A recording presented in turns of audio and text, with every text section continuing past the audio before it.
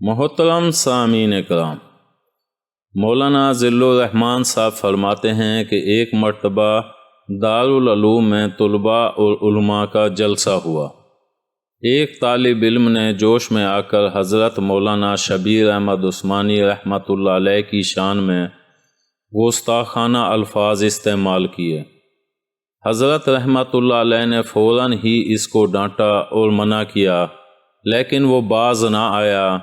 نتیجہ یہ ہوا کہ حضرت نے اس سے فرمایا تو علم سے محروم ہو گیا۔ مولانا ذل الرحمان صاحب فرماتے ہیں کہ اس طالب علم کو میں نے دلی میں دیکھا کہ سر پر دیوانوں کی طرح خاک اڑاتا پھرتا تھا۔